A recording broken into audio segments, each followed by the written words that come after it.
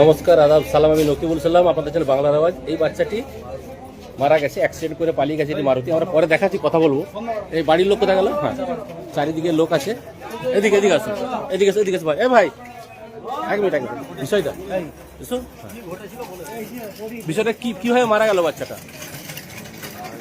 Four wheeler accident হয়েছে। জোরে বলো। অ্যাক্সিডেন্ট। আচ্ছা, কিসে মেরেছে? মারুতিতে। তারপরে কি হলো?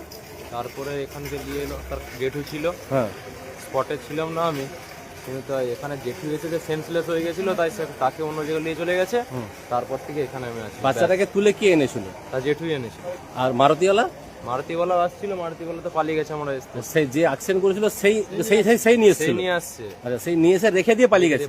এর মধ্যে পাওয়া যায়নি, তাই তো? এবার তাকে খুঁজাখুঁজি চলছে। আচ্ছা, বাচ্চাটার নাম? রিতম দোলই। বাড়ি? ভগবতীপুর। ভগবতীপুর। বয়সটা কত হবে? 2.5 বছর। 2.5 বছর। বাবার নাম? পরেশ দোলে। পরেশ দোলে। মানে যে মারুতি ধাক্কা মেরেছে সে মেরে দিয়ে নিজেই নিয়ে এসেছে, এখানে রেখে দিয়ে সে পালিয়ে গেছে। এখন পর্যন্ত পুলিশ খোঁজ খবর পায়নি। তো দর্শক বন্ধুরা, আপনাদের সামনে এটা দাঁড়িয়ে রাখি, আর যে মারুতি ধাক্কা মেরেছে তিনিও জেনে রাখুন, বিষয়টা আমাদের হাতে চলে এসেছে। সিসি ক্যামেরা এখানে লাগানো ছিল। আমরা সিসি ক্যামেরার মাধ্যমে যে মারুতি ধাক্কা মেরেছে তার ফটো, সেই মারুতির নম্বর সমস্তটাই আমাদের মোটামুটি কাছে এসে গেছে। যদি মারুতিওয়ালা 1 ঘন্টার মধ্যে দাসপুর থানায় ফোন করে নিজে স্যালেন্ডার করে দেয় তো খুব ভালো হবে। কেন একটা বাচ্চা মারা যেভাবে অ্যাক্সিডেন্ট হয়েছে, তো মারুতিওয়ালা যেন ইমিডিয়েট দাসপুর থানায় যোগাযোগ করে নিজে স্যালেন্ডার হয়ে যায় যে হ্যাঁ, আমার হাতেই দুর্ঘটনাটি ঘটেছে। না হলে কিন্তু এখানে সিসি ক্যামেরার মাধ্যমে আমরা দেখাচ্ছি, এইখানেই সিসি ক্যামেরা আছে। যে মারুতিওয়ালা দেখছেন এই নিউজটা, তিনিও দেখে রাখুন। এই সিসি ক্যামেরা আছে, এখানে ভিতরে সিসি ক্যামেরা আছে, চারিদিকে সিসি ক্যামেরা লাগানো আছে।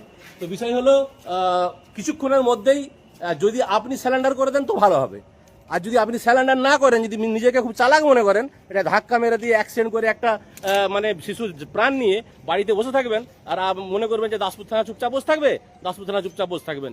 দাসপুর থানার ওসি এসেছিলেন, উনি তদন্ত করছেন, সিসি ক্যামেরা চেক আপ চলছে। আমাদের হাতে অনেকটাই জিনিস এসে গেছে, তো আমরা এখন প্রকাশ করছি না। আমরা 1 ঘন্টা সময় দেবো। 1 ঘন্টার মধ্যে যদি মারুতিওয়ালা ইমিডিয়েট না স্যালেন্ডার করে, আমরা ফটো সহ মারুতি সহ প্রকাশ করে দেবো। তখন কিন্তু আপনাদের ব্যাপারটা, যে ধাক্কা মেরেছে তার কিন্তু পরিস্থিতি খুব একটা ভালো হবে না।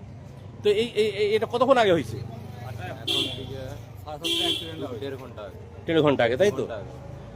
এটা এই মানে বাচ্চা ছেলে রাস্তায়, একটা 2 বছরের বয়স, তাকে ধাক্কা মারবে আর দিয়ে আবার লুকিয়ে পালিয়ে যাবে, এটা কিভাবে হয়? আর বাড়ির লোকও সেই টাইমে চিন্তিত ছিল। তো যাদের কাছে এসে গল্প করবে, বা কেউ যদি এই বিষয়টা জানতে পারেন ইমিডিয়েট কে হয়েছে, কে ছিল মারুতিতে, কে ছিল মারুতি, কে চালাচ্ছিল, মারুতির নম্বর মোটামুটি আমাদের কাছে আছে। তবুও আমরা চাইবো যে দাসপুর থানায় যোগাযোগ করে ইমিডিয়েট স্যালেন্ডার করে দেওয়া। না হলে কিন্তু আমরা কিছুক্ষণের মধ্যে নিউজ ছাড়বো, তাতে ফটো সহ, মারুতিওয়ালার ফটো, মারুতির ফটো সহ আমরা সবটাই প্রকাশ করে দেবো। তখন কিন্তু অসুবিধা আছে। আর কিছু আইনি ব্যবস্থা আছে, সেগুলোকে চাপা রাখার জন্য আমরা কিছুক্ষণের জন্য আমরা চুপ থাকছি। ভালো থাকুন, সুস্থ থাকুন, বাংলার আওয়াজ দেখে থাকুন। আমি নকিবুল সালাম, ধন্যবাদ।